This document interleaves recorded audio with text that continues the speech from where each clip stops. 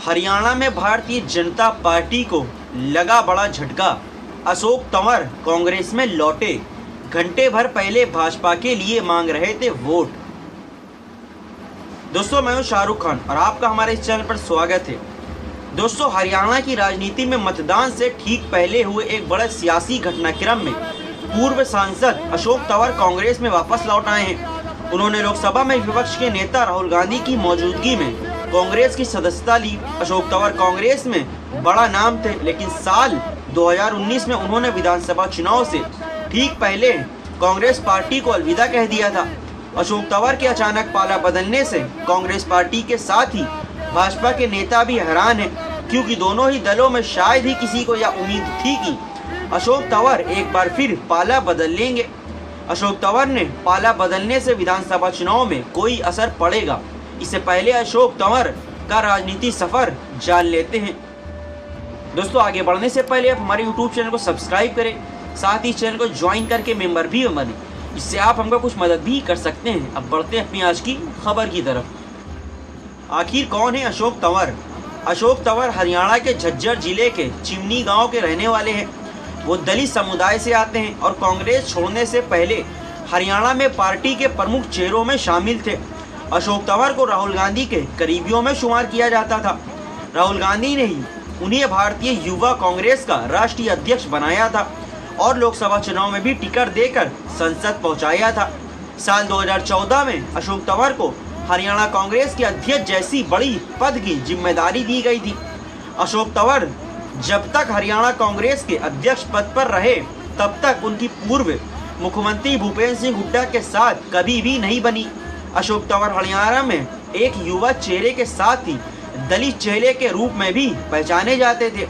जब उन्होंने कांग्रेस पार्टी छोड़ी थी, तब हरियाणा चुनाव 2019 के लिए कांग्रेस के टिकट बांटे जा रहे थे। तभी तंवर ने तब टिकट बेचे जाने के आरोप लगाए गए थे उन पर, और भूपेंद्र सिंह हुड्डा पर जोरदार हमला बोला था। पिछले कुछ सालों में अशोक तंवर कई राजनीतिक दलों की यात्रा करते रहे हैं। कांग्रेस पार्टी छोड़ने के बाद उन्होंने अपना राजनीतिक दल अलग बनाया था। उसके बाद वो तृणमूल कांग्रेस में गए थे। साल 2022 में वो आम आदमी पार्टी में भी शामिल हो चुके हैं। लोकसभा चुनाव 2024 से ठीक पहले वो भारतीय जनता पार्टी में भी शामिल हो गए थे। बीजेपी ने उन्हें पूरा मान सम्मान देते हुए सिरसा लोकसभा सीट से उम्मीदवार बनाया था और तत्कालीन सांसद सुनीता दुग्गल का टिकट काट दिया था, जबकि अशोक तंवर को पार्टी में आए हुए बमुश्किल से 2 ही महीने हुए थे। लोकसभा चुनाव में उन्हें पूर्व केंद्रीय मंत्री कुमारी शैलजा ने 2,68,000 वोटों से हराया था। लोकसभा चुनाव के नतीजों के बाद से ही भाजपा जब हरियाणा में सरकार बनाने के लिए जोर लगा रही है, तो ऐसे में क्या अशोक तंवर का भाजपा पार्टी से जाने के लिए कोई झटका हो सकता है? एक सवाल यहाँ यह भी है कि अहम है कि भाजपा ने पूरा मान सम्मान मिलने के बाद भी क्यों अशोक तंवर पार्टी छोड़कर चले गए हैं। याद दिलाना होगा कि कुमारी शैलजा भी हरियाणा में एक बड़ा दलित चेहरा है। कुमारी शैलजा भारत सरकार में मंत्री भी रही हैं। हरियाणा कांग्रेस की अध्यक्ष रहने के साथ ही वह अम्बाला और सिरसा से चुनाव जीत चुकी हैं। पिछले कुछ दिनों में उनकी भूपेंद्र सिंह हुड्डा के साथ तनातनी की खबरें मीडिया में चर्चा का विषय बनी हुई हैं। हरियाणा कांग्रेस में काफी हलचल भी रही थी।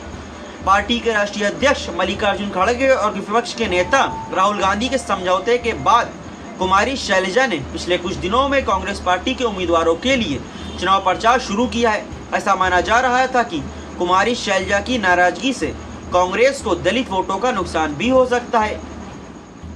खुद प्रधानमंत्री नरेंद्र मोदी, मुख्यमंत्री नायब सिंह सैनी, पूर्व मुख्यमंत्री और केंद्रीय मंत्री मनोहर लाल खट्टर समेत तमाम बड़े नेताओं ने कुमारी शैलजा से कथित अपमान को मुद्दा बनाया था। भाजपा की कोशिशें थी कि ऐसा करने से उसे हरियाणा में 21% आबादी वाले दलित समुदाय के वोट मिल सकते हैं, लेकिन अब जब अशोक तंवर ही भाजपा को छोड़कर चले गए हैं, तो यह पार्टी की फजीहत जरूर हुई है। यहाँ एक बात पर गौर करना जरूरी होगा कि हरियाणा में भाजपा के पास कोई बड़ा दलित चेहरा नहीं है। क्या दलित वोटों पर पड़ेगा असर? पिछले कुछ सालों से अशोक तंवर राजनीतिक रूप से हाशिए पर चल रहे थे और लगातार एक के बाद एक राजनीतिक दल बदलने की वजह से भी उनका राजनीतिक कद पहले से ऐसा नहीं रहा था। चूंकि वह कुछ ही महीनों में भाजपा में रहे, इसलिए उन्हें भाजपा का बहुत बड़ा चेहरा भी नहीं कहा जा सकता है।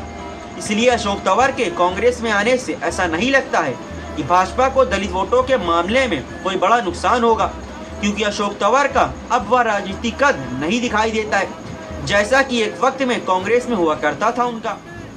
उनके आने से दलित मतदाता कांग्रेस के पक्ष में आ जाएंगे, ऐसा कहना मुनासिब नहीं होगा। हरियाणा कांग्रेस में भूपेंद्र सिंह हुड्डा के साथ तंवर की तनातनी और खींचतान जग जाहिर है।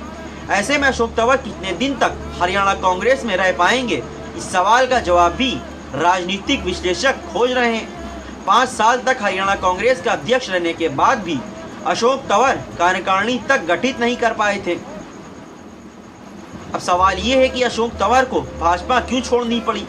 क्या कांग्रेस ने उनसे कोई बड़ा पद देने का वादा किया है? हरियाणा के राजनीतिक माहौल में कांग्रेस बार बार दावा कर रही है कि वो राज्य में अपनी सरकार बनाएगी, तो क्या अगर कांग्रेस की सरकार बनती है तो अशोक तंवर को पार्टी का बड़ा पद दिएगी? एक सवाल ये भी है कि अशोक तंवर के आने से कुमारी शैलजा कितनी खुश होंगी, क्योंकि कुमारी शैलजा की नज़र मुख्यमंत्री की कुर्सी पर है और वह अपनी इस इच्छा को खुलकर जाहिर भी कर चुकी हैं।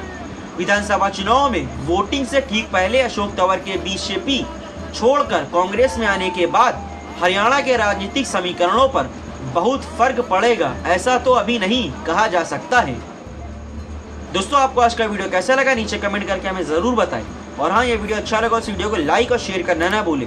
साथ ही हमारे इस यूट्यूब चैनल को सनओवर टाइम्स को सब्सक्राइब जरूर करें ताकि इस तरह की वीडियो आप देख सकें। दोस्तों, फिर मिलेंगे कुछ और अन्य नई खबरों को लेकर। तब तक के लिए अभी आप हमें इजाज़त दें। जय हिंद।